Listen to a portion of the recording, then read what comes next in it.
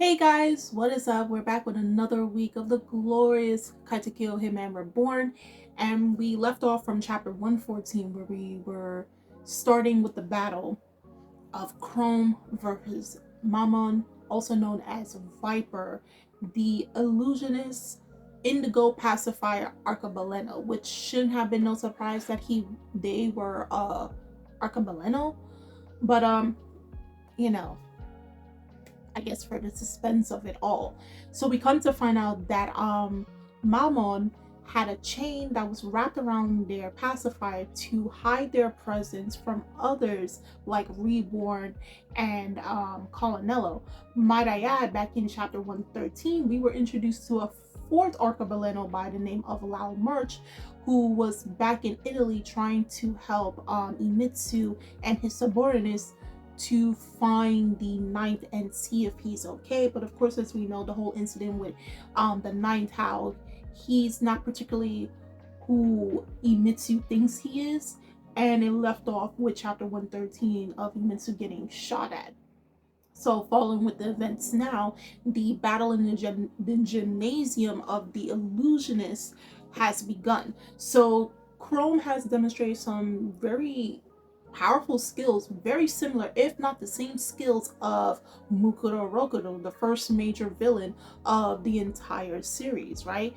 But even though everybody else has their expectations, particularly on Suna's side, Suna, as he's noting, watching the battle taking place and everything, because they have to stay off on the side, they can't interrupt. He's like, despite seeing the abilities, and they are Mukuro's abilities, and he feels his presence in her, he still feels Chrome's own will. She's still her own person. So, like you saw it from last chapter, and now in chapter 115, it's like Suna's just like he can feel it due to hyper intuition that he has, right?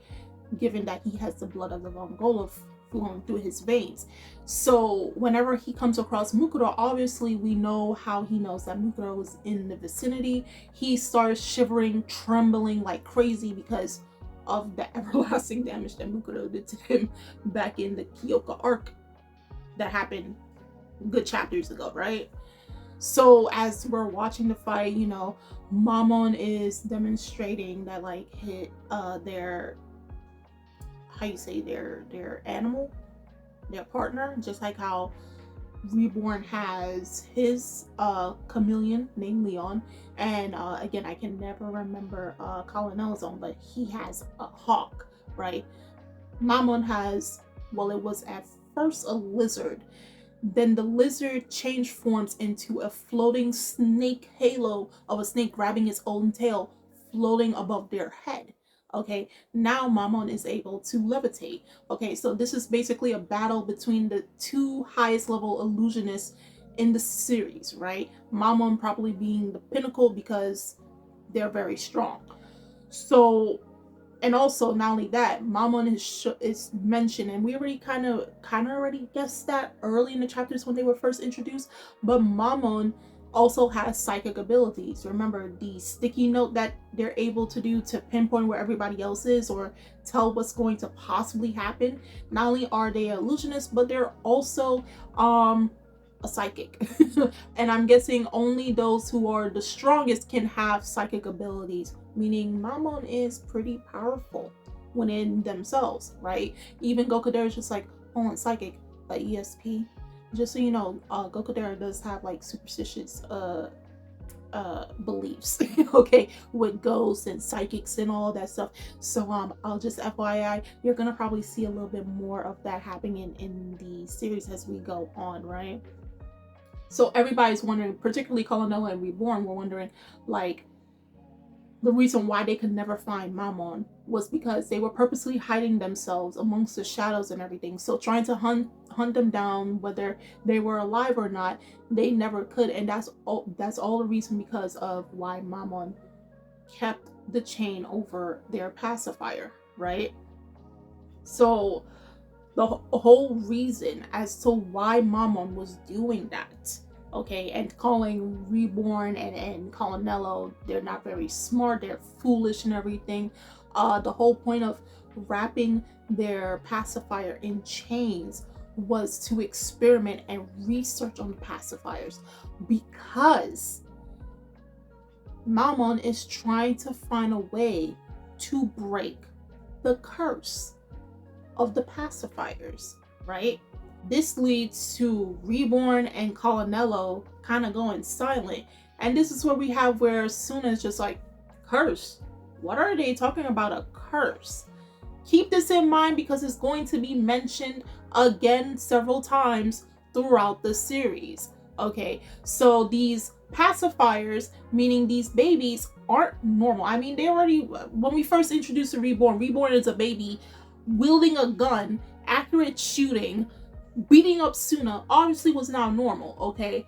But to come to find out that these pacifiers are linked to some type of curse means something affected them. Hence why they're like what they are. Something more. Again, like I said, keep that in mind. Do not forget what Mammon has said, because you're going to see it being brought up several times throughout the entire series, okay? Keep chapter 115 in mind. So now it goes back to focusing on the fight, where Chrome is doing everything she can to just battle Mammon, because Mammon right now is up top. Okay, Mammon is about to show what they're truly capable of, right? So she's like, you know, I'm not going to lose, and she's trying to attack Mammon with the trident, cut them down. Come to find out, she's actually using the path of the beast. Okay, and I believe that was like that is part of Mukuro's ability. Remember, the path of 6 paths of reincarnation, 1 to 6, and one of them that she was using was the path of beast. So that allows her to summon different type of animals to attack her opponent, something that we saw Mukuro do back in the Kyoko arc. So, and might I add, it's the path of beast is not illusionary, so it's actually real beasts like snakes attacking Mammon, strangling Mammon, right? This is where Suna's just like, oh, she's using Mukuro's skill, right? Now, it's funny enough, we have where Gokodera is thinking, oh, Chrome might be possessed by Mukuro. She's being used. But like I stated earlier in the video, Suna's like, even if that was the case, right? Even if I do feel Mukuro's presence within her, not just how she physically looks, but her abilities as well, he feels that like she is not being controlled. She is still her at the end of the day. Like, no matter whatever skills, abilities of Mukuro's that she uses, no matter how she physically may look like on the outside, resembling Mukuro in a more feminine, girlish way, okay? The biggest difference being the eye patch covering her eye, like Gokodera mentioned in the last chapter. Oh, she's hiding Mukuro's eye and everything. 6 paths of reincarnation eye, right? Suna's just like, nothing about her screams she's being controlled, or this is Mukuro and hiding, or anything of that sort. It's her. It's her own will that I'm feeling that's coming out of her, okay? Her will has never faded, okay? So she's fighting on her own.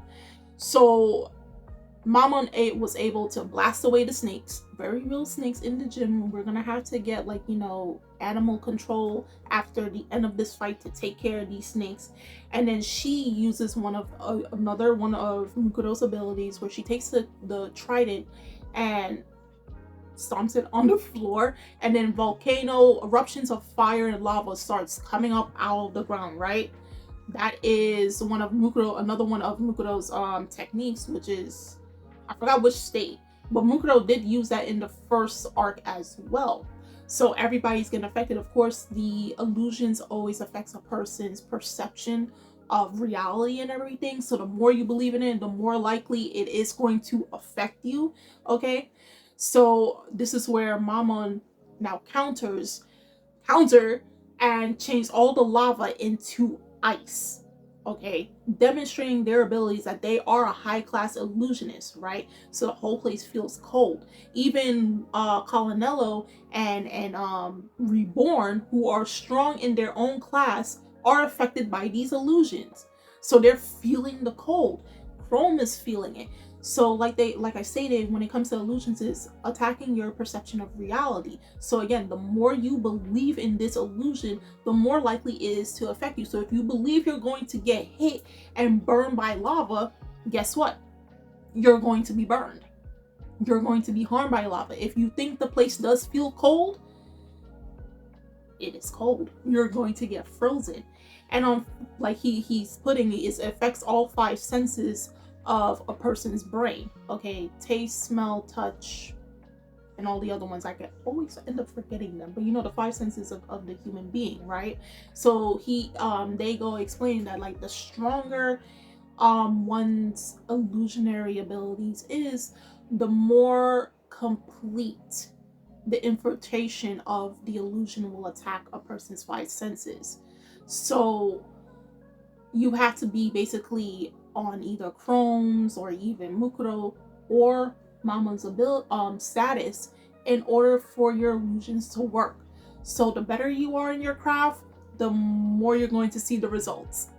Okay, so for an illusionist, and then they go to explain in the illusionist case, if their illusions is successfully countered with another illusion, it means that their own perception will be snatched away. It means the control of their own perception will be snatched away. So the better an illusion is, and it kind of reminds me in a sense of what I'm wearing, Jujutsu, when they talk about domain expansions, right?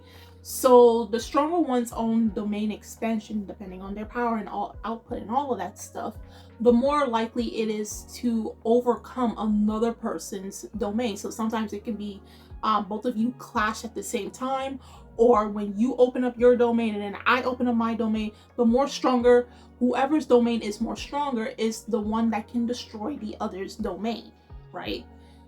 Whoever's domain can hurt the other the most.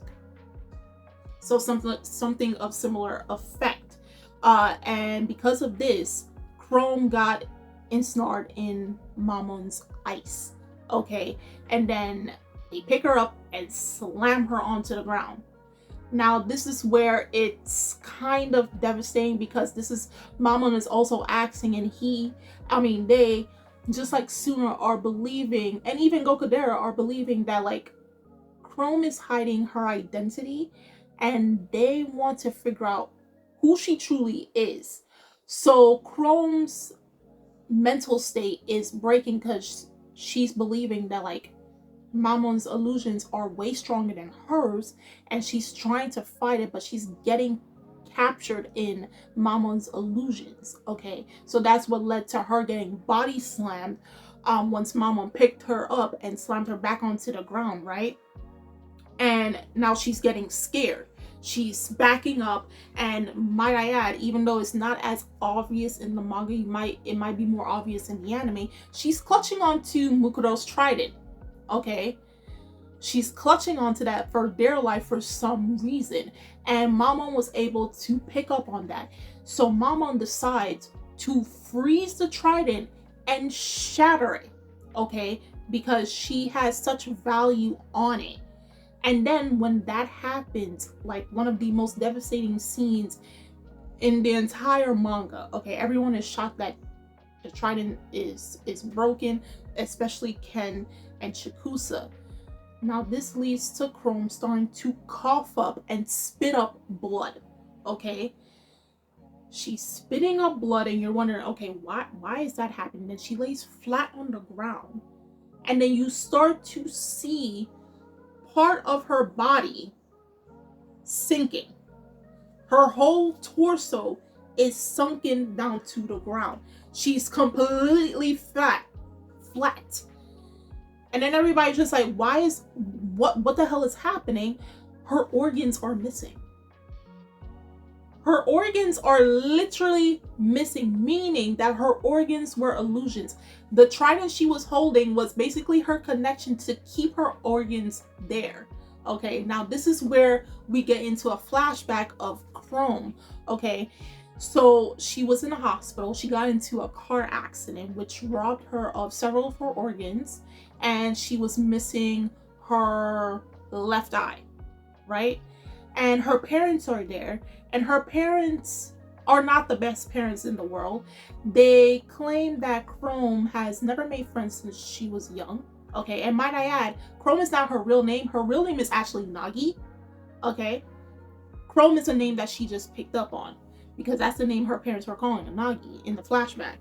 And they're saying she never made friends. She's very odd, very strange. Ooh. Very odd, very strange. Okay, they never know what's on her mind, and they feel like she's a waste of space.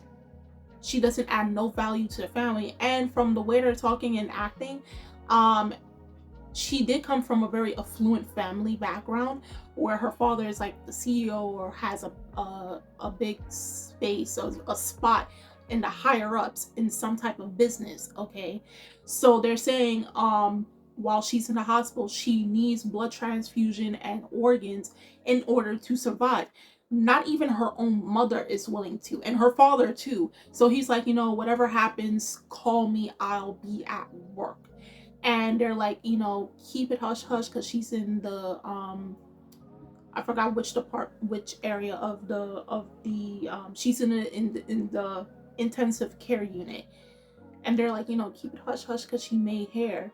And it's like, it doesn't matter, she's going to anyway, I'm going back to work. Chrome heard everything her parents said, okay? And it's so sad. She has probably one of the saddest backgrounds in the series, because it's just like she grew up in an unloving, uncaring, unnurturing family, that didn't care to understand why she acted the way since she was young, okay? And she feels as if death will bring her peace, okay? Now this is where she goes into like a dream escape land where she's in a field of flowers and the lake, and it looks very peaceful. And that's where she meets Mukuro, right? Mind you, you might be thinking, what does Mukuro want with her? He goes on to say, me and you are much more similar than you like to think. And given this background story that we have, this little flashback of how Chrome came to be, you might say, yeah, they do. They both were abandoned by their so-called family members, left to die. All the experiments that was done on Mukuro led to him having the 6 paths of reincarnation eye. Okay, led to him, ending the entire family that he was part of. And now how he is because of the environment he grew up in. Nagi, now Chrome, grew up with neglectful parents who didn't care for her, and she ended up in a devastating incident that was about to rob her of her life. And from this flashback, you can say it was Mukuro that saved her, okay? Mukuro is the one that gave her another chance to live. So this may change your perspective of who Mukuro truly is in some shape or fashion, right? Now the flashback ends, and here we have our Chrome, no organs, barely, so hanging on a thread to live, is crying out for Mukuro to help her. Okay, she's crying for him, and this is where everybody's just like, she created illusion organs and everything. They're very shocked of that. That's what's allowing her to still stay alive. So when Mamon shattered the trident, which was her connection to keep the illusions of her organs up, now she's in a death state. Okay, so she's crying out for Mukuro and everything, and they show back to where Mukuro calls her originally Nagi, and he says, I have a need for you. So yes, he saved her, but at the same time, knowing Mukuro's character, he doesn't just pick people just to be a good guy or anything. He's going to utilize you in some shape or manner for his own accomplishments, his own needs, right? So then smoke started coming from all sides of Chrome's body, encasing her in that. Amon is saying that like when an illusionist is about to die and they don't want particularly anybody to see their corpse, they shroud themselves in mist, and it's usually female illusionists who does that, for a sense of pride. Okay, then we have Persuna. And this goes back to his connection with Mukuro. When he feels Mukuro's presence, he starts shivering, he starts trembling, he even starts getting a headache. He's like, he's coming, Mukuro is here, Mukuro is coming. Then you saw Chrome's body starts to change. The trident comes back from a female body to a male body. Then you see the eye, the 6 paths of reincarnation eye, and it ends off there. So Mukuro swapped with Chrome to enter the fight, and it ends off there on chapter 115. If you had to ask me, this is probably one of the crazier fights since the beginning, because no one expected Mukuro to come back, even though Chrome made her presence. And again, like, Chrome has a lot of likabilities to Mukuro, and she owes her life to Mukuro because he's the only one that actually cared enough in a way to save her, not even her own family. And again, there is that similarity, not just physically or just by their powers, but their backgrounds as well, where both were abandoned by the people that were supposed to care about them. So even though we, the audience, get the feeling that Mukuro only is using Chrome for his agendas, you can't deny that without him, Chrome, who used to be Nagi, will not be here today. Okay, and fighting a battle to protect Suna for him to be the next head of the Mongola. So knowing Mukuro and where we last left him off, we could probably guess why he's using Chrome, for what agenda, and why Ken and Chikusa are back in Japan instead of being in prison. Okay, so guys, do tell me on how you feel about chapter 115 of Katekyo Hitman REBORN. How do you feel about discovering about Chrome's background? What more do you expect of her character? What more abilities do you expect to see from Mammon, and how this change of events of this battle will take place when it comes to the next chapter, because now it's no longer Chrome versus Mammon, it's Mukuro versus Mammon. So what are your expectations? If you have already watched the anime or read the manga, no spoilers, the links are in the description box, so you guys go check that out. And I'm Kimmy Chan of Anime Legends, and I will see you guys later. Bye!